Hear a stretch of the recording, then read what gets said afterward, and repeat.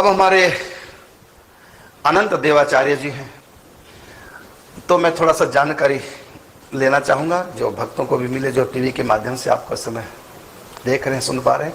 तो मैं कहना चाहूँगा, आपको प्रश्न है कि निम्बार्क संप्रदाय और वारकरी संप्रदाय जी, क्योंकि आप सब निम्बार्क ही निम्बार्क संप्रदाय से हैं और महाराष्ट्र में बहुत आपका है सब परिचय भी है, वारकरियों संप्रदाय, वो भी वैष्णव संप्रदाय है। तो इन दोनों संप्रदायों में समानता क्या है और भिन्नता क्या है जी, ये बताएंगे आप। मैं औरंगाबाद का रहने वाला हूँ और औरंगाबाद के पास में ही शांति ब्रह्म एकनाथ महाराज की तपस्थली है, जन्मभूमि है, पैठण है। हाँ, तो संत श्रेष्ठ एकनाथ जी महाराज ने श्रीमद् भागवत महापुराण के 11 स्कंद के ऊपर भाष्य किया, जिसे एकनाथ भागवत कहते हैं। उसके 13वें अध्याय में हंस गीत का वर्णन आता है। ये हंस गीत बहुत ही वेदांत शास्त्र का बहुत ही गूढ़ विषय है, जो विद्वानों का बहुत ही प्रिय विषय है। तो उसके बारे में शांति ब्रह्म एकनाथ महाराज मराठी के अंदर कहते हैं, हंस मुखी जी चिदरत्ने सनकादिका झाली भूषणे उद्धवा अलंकारिले श्री कृष्णे ते शेष जनार्दनी मज दिले। मतलब उनकी परंपरा के हम गुण ज्ञान में जाने के प्रयास करेंगे। तो हंस भगवान, ये एकनाथ जी के वचन है, ये एकनाथ जी के वचन है। लेकिन तो फिर निम्बार्क संप्रदाय पे हो गए एकनाथ जी इस हिसाब से। तो उसके हम उनकी परंपरा का वर्णन करते हैं। हाँ। हंस भगवान को सनकादिकों ने प्रश्न किया। हाँ। तो ब्रह्मदेव सनकादिकों ने अपने पिता ब्रह्मा जी को प्रश्न किया कि चित्त में विषय या विषय में चित्त एक आकार हो गया, इनको अलग अलग कैसे किया जाए। हाँ, तो इस बारे में तो ब्रह्मा जी इस प्रश्न का उत्तर नहीं दे पाए।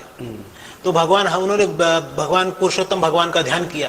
भगवान ने हंस नारायण के रूप में अवतार लिया और वो ब्रह्म ज्ञान ब्रह्मा जी को दिया और सनकादिक ऋषियों को भी दिया। तो हमारी गुरु परंपरा जो निम्बार्क संप्रदाय की है, आद्य गुरु भगवान हंस नारायण भगवान, उसके बाद में सनकादिक भगवान, उसके बाद देवर्षि नारद और फिर आद्याचार्य भगवान निम्बार्काचार्य। तो ये परंपरा जो है, यही परंपरा हंस भगवान से है। तो ये जो ज्ञान ब्रह्मा जी को दिया, उसके बाद में एकनाथ महाराज तक की परंपरा जो इधर ज्ञान सनकादिकों को दिया, तो सनकादिकों नारद जी आगे भगवान निम्बार्काचार्य, ये हमारी परंपरा है। तो उस समय ब्रह्मा जी भी वही थे। तो ब्रह्मा जी ने भी वही ज्ञान सुना। तो ब्रह्मा जी ने फिर वो ज्ञान आगे किसको दिया? उन्होंने वो ज्ञान अत्रि ऋषि को दिया। अत्रि ऋषि को। तो ये परंपरा की बात है। अत्रि ऋषि ने, मन वो भी हंस भगवान से चली है। एक गुरु दो शिष्य हो गए। यहाँ एक गुरु दो शिष्य हो गए। वो ब्रह्मा जी की परंपरा अत्रि ऋषि को फिर आगे ज्ञान होता हुआ आया। इधर सनकादिकों से देवऋषि नारद जी को, नारद जी से निम्बार्क भगवान को, तो निम्बार्काचार्य जी होते होते ज्ञान यहाँ तक आया। तो मैंने ये एक गुरु के दो शिष्य हुए, मैंने हंस भगवान के दो शिष्य हुए, सनकादिक ऋषि चारों और ब्रह्मा जी। तो उससे दो परंपराएं चली जी। अत्रि ऋषि के बाद में ये दत्तात्रेय भगवान को बताया। अच्छा, इसका प्रमाण कहीं है कि ये एकनाथ जी महाराज तो कह रहे हैं, तो प्रमाण कहाँ से ले रहे हैं? प्रमाण एकनाथी भागवत के अंदर उन्होंने दिया है। अब एकनाथी भागवत 751। आप दोबारा बोलेंगे एकनाथ जी जो श्लोक आप बोल रहे थे? हंसमुखी जी चिदरत्ने।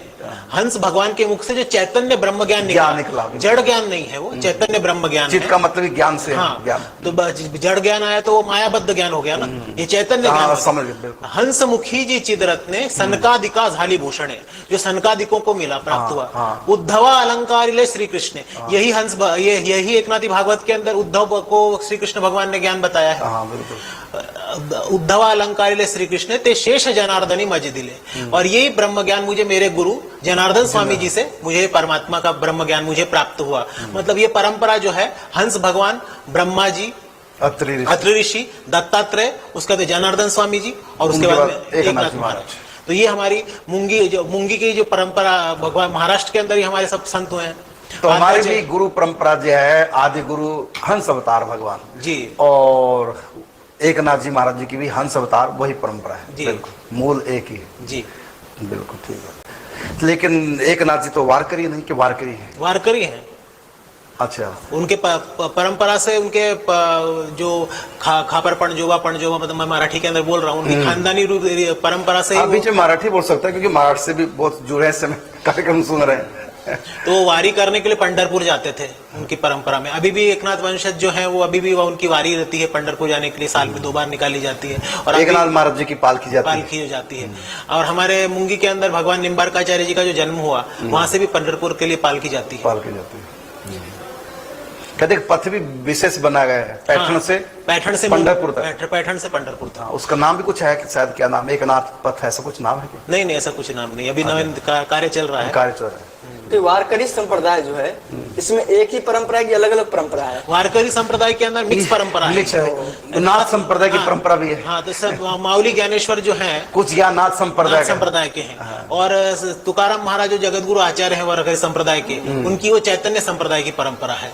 उनके उसमें कहा उन्होंने कि बाबा चैतन्य सदगुरुभ्यो नमः, उनके गुरु। ये कौन से संप्रदाय के हैं बाबा चैतन्य? ये नाथ परंपरा, नाथ संप्रदाय, माउली ज्ञानेश्वर महाराज को ही उसमें गुरु माना गया है। उसके बाद में कई गुरु हुए। ज्ञानेश्वर जी को तो निवृत्तिनाथ जी थे। हाँ, तो उनके बाद फिर ज्ञानीनाथ, फिर गोरक्षनाथ हुए। आदिनाथ समारंभाम गुरु बच्छिन्द्रनाथाय गुरु गोरक्षनाथाय अन्विताम निवृत्तिनाथाय माउली ज्ञानेश्वर मध्यमाम अस्मदाचार्य पर्यंतम वंदे गुरु परंपरा। ये वारकरी संप्रदाय की माउली ज्ञानेश्वर की मंगलाचरण है। तो आदिनाथ भगवान शंकर जी से मच्छिंद्रनाथ जी को, मच्छिंद्रनाथ जी को ज्ञान मिला है गोरक्षनाथ जी को, गोरखनाथ जी से ज्ञान मिला ज्ञानीनाथ जी, ज्ञानीनाथ जी से ज्ञान मिला निवृत्तिनाथ जी से संत ज्ञान, फिर आगे परंपरा में ज्ञान चलता है। यानी वारकरी संप्रदाय किसी एक संप्रदाय का नहीं, एक परंपरा का नहीं है, सारा का मिश्रण हो रहा है, मिश्रण है। बल्कि ज्ञानीनाथ जी महाराज ने जो निवृत्तिनाथ जी को उपदेश दिया, सामने पढ़ा है ग्रंथों में कि वो कृष्ण भक्ति को उपदेश किया था, कृष्ण मंत्र से दीक्षित किया था। तो वहां से भी वैष्णव परंपरा आ गई। बिल्कुल। तो आपने बहुत अच्छा बताया है। और भी कुछ आप? हाँ, हम दो विषय पे चर्चा करने चाहेंगे कि अभी मैं महाराज जी ने मुझे आशीर्वाद देके यहाँ बिठाया है। तो मेरा सौभाग्य है कि महाराष्ट्र के लोग भी अच्छा बोल रहे हैं, बहुत अच्छा। महाराष्ट्र के लोग भी सुन रहे होंगे, और वारकरी संप्रदाय के कई विद्वान लोगों के मार्गदर्शन में मैंने अध्ययन किया। हाँ। तो हम एक उसमें वेदांत के विषय के बारे में चर्चा करने जाएंगे। हमारे आद्याचार्य भगवान निम्बार्काचार्य जी ने ब्रह्म सूत्र का भाष्य किया, वेदांत पारिजात सौरभ। तो उसके अंदर भगवान कहते हैं कि भूमा संप्रदायस्दु उपदेशात, ये ब्रह्म सूत्र का है, सूत्र है। तो इसमें ये भगवान निम्बार्काचार्य जी ने बताया कि भूमा शब्द के बारे में जो विषय है। हाँ, तो भूमा शब्द क्या है ये? तो भगवान निम्बार्काचार्य जी कहते हैं कि परमाचार्य ही श्री कुमार ही अस्मद गुरुवै श्रीमद नारदाय उपदिष्ट भूमा प्राणो न भूति किंतु श्री पुरुषोत्तम।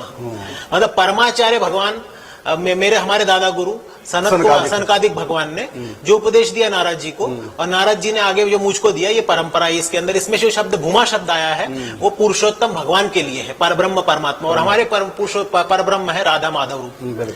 तो यही हम वेदांत दशश्लोकी के अंदर भगवान ने कहा है। अब संस्कृत का तो है वो, मैं मराठी के अंदर उसका पद्यानुवाद किया। अच्छा, आपने? हाँ, वेदांत दशश्लोकी रचना भी कर लेते हैं? हाँ जी, कभी भी आप ये सब मार्गदर्शन मुझे, जो भक्ति का मार्ग जो मुझे प्राप्त हुआ, उसका श्रेय निम्बार संस्कृत महाविद्यालय के भूतपूर्व आचार्य पंडित श्री वैद्यनाथ जी झा गुरु जी के मार्गदर्शन के अंदर ही मैंने पद रचनाएं की। मुझे तो संस्कृत का ज्ञान भी नहीं था, लेकिन उनके साथ में सानिध्य में रहकर आपका काफी अध्ययन है जी। तो उसके अंदर अच्छा, मराठा में कुछ आपने? मराठी में जी। तो वेदांत दशश्लोकी के अंदर उपासना परंपरा के बारे में कहते हैं कि त्रयताप विनाशक ज्ञान प्रकाशक धर्म सनातन वेद गाइला। ये आप सब लोगों को समझ में आ रहा होगा कि 3 प्रकार के तापों को दूर करने वाला त्रयताप विनाशक, ज्ञान प्रकाशक, ये जो ब्रह्म ज्ञान है, जो प्रकाशमान है, जो आद्याचार्य भगवान हंस नारायण भगवान से चली आ रही हमारी परंपरा है। ज्ञान प्रकाशक धर्म सनातन वेद गाइला, इसको वेदों ने भी ज्ञान किया है। हमारा अथर्ववेदीय गोपाल तापनी उपनिषद के अंदर गोपाल मंत्र की परंपरा है। नारायण मुखाम्बोज मंत्राष्टादशाक्षरम आविर्भूत कुमारस्तु गृहीत्वा नारदाय च उपदिष्टेन सशिष्याय निम्बार्काय तेनु तु एवं परंपरा प्राप्ति मंत्राष्टादशाक्षरम। अभी मंच के ऊपर हम गोपाल मंत्र तो नहीं बोलेंगे, लेकिन अथर्ववेद के गोपाल तापनी उपनिषद में इसका बिल्कुल है। तो ये कोई हमारा वैदिक परंपरा है। महाराष्ट्र के लोग बोलते हैं कि आपकी परंपरा वैदिक परंपरा, परंपरा वैदिक परंपरा है। तो त्रैताप विनाशक ज्ञान प्रकाशक धर्म सनातन वेद गाइला मुनिनायक श्री सनकादिकांनी जीव हितार्थ हा मार्ग दाविला। मुनिनायक श्री सनकादिकों ने जीव कल्याण के लिए, आम जनता के लिए देवर्षि नारद जी को हाँ जीव हितार्थ मार्ग दाविला। सर्व तत्व विशारद श्री मुनि नारद, सर्व तत्वों के विशारद देवर्षी नारद जी, सर्व तत्व विशारद श्री मुनी नारद यांनी हा उपदेश सांगितला आहे योग्य नित्य हा स्वरूप। ये योग्य नित्य ध्यान करने के योग है श्री राधा माधव स्वरूप, इसका हम ध्यान करते हैं। ये उपासना परंपरा है हमारी। बिल्कुल, बहुत अच्छा आपने बताया। बहुत अच्छा किया ना आप, आगे आपके ज्ञान से कितनों को जी प्रेरणा मिली। बहुत अच्छा।